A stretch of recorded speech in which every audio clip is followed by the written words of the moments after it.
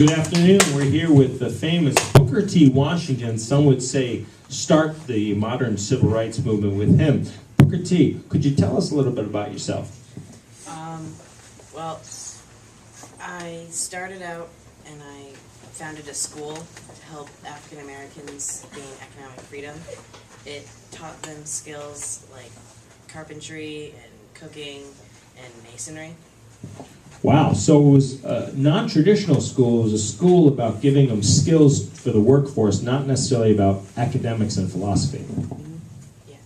So how does that contrast with people like W.E.B. Du Bois? Well, he kind of got mad at me because he thought my approach wasn't violent enough at one point, and he was more, let's go protest, stuff like that. But I was more, we should try to get everyone to be able to support themselves. Oh, okay. So you thought through economic prosperity you would have equality, whereas W.E.B. Du Bois felt through protest you would have equality. Yeah. Excellent, excellent. What was the name of the school you started? The Tuskegee Institute. Tuskegee Institute, excellent. Which I believe is still working today, is still going on today. How do you feel 100 years later having a black president? I kind of felt that it could have happened earlier, but at least it happened. Do you think it was economic prosperity that gave you equality, or do you think it was protest that gave you equality? It was probably a combination, because they probably wouldn't have been able to protest as well if they didn't have, like, the opportunity to. Very good. Money talks. And as having money and being a part of the United States economy, it definitely gives them a sense of power. Excellent. You could almost say the same thing about the feminist movement in the 1920s when women get the right to vote. Excellent. Any questions for Booker T? Yes, ma'am.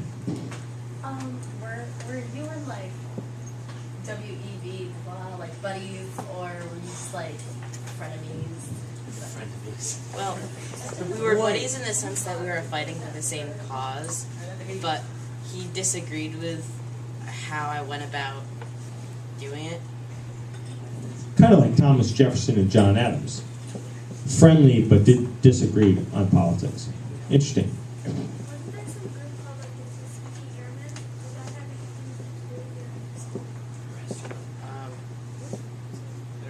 I believe those men got their start in the school and then joined the Air Force and kind of flew together. But yeah, they're a black group, and that's where they got their start.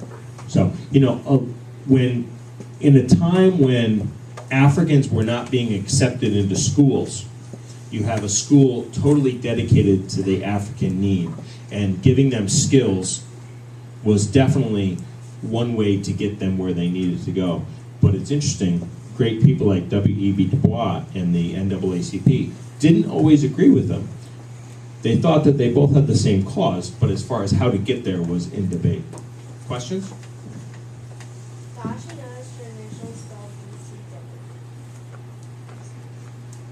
Just by the way. It took me a second, but I'm blonde.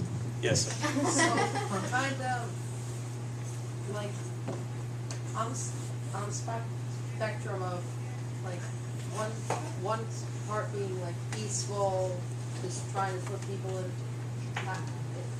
get people into power, and the other side be violent, fight, enforce, that kind of thing.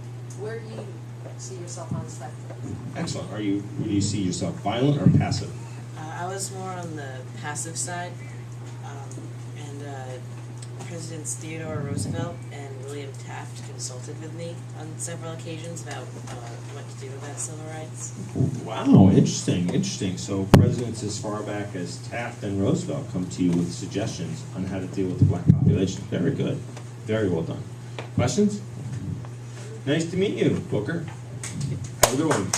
Back to the Gravers, we let him live. Come on, our economy's terrible. He's creating jobs. Leave the guy alone. I hate when that happens.